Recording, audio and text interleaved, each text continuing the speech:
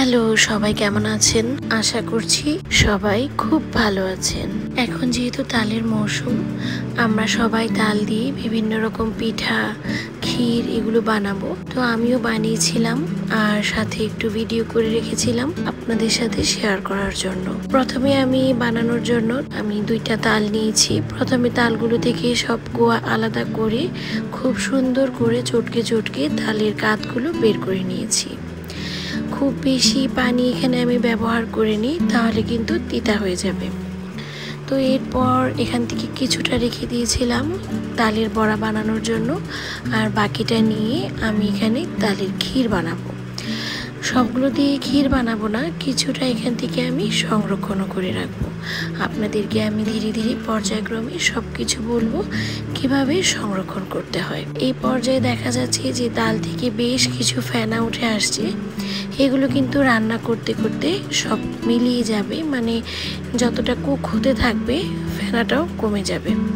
আস্তে আস্তে এটা একটু মিডিয়াম ফ্লেমে রান্না করতে হবে।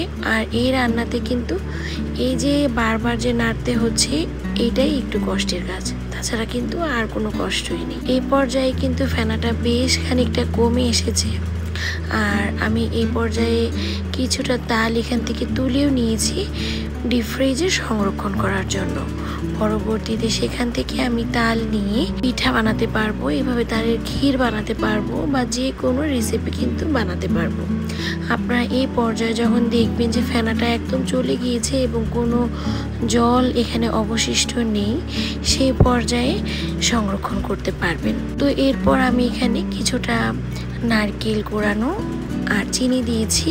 চিনিটা আপনারা নিজেদের পছন্দ অনুযায়ী দিবেন। তালের কতটুকু মিষ্টি সেটার উপরেও কিন্তু নির্ভর করে যে কতটুকু চিনি লাগবে।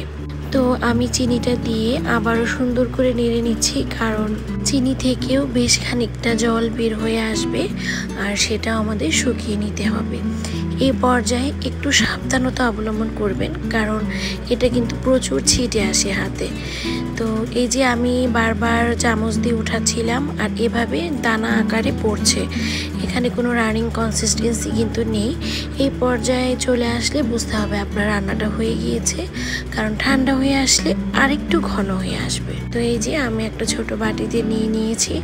আমার হাজবেন্ডের এই তালের ক্ষীরটা খুবই প্রিয়, ওর জন্যই আমি মূলত এটা বানিয়েছিলাম। তো তাকে প্রথমে টেস্ট করালাম এবং ভালোই ফিডব্যাক পেয়েছি। আপনাদের কেমন লাগলো রেসিপিটা অবশ্যই জানাবেন। ভালো লেগে থাকলে আমার চ্যানেলটিকে সাবস্ক্রাইব করবেন। আজকে এই পর্যন্তই, দেখা হবে নতুন কোনো ভিডিও নিয়ে খুবই শীঘ্রই। আপনারা সবাই ভালো থাকবেন। ধন্যবাদ সবাইকে।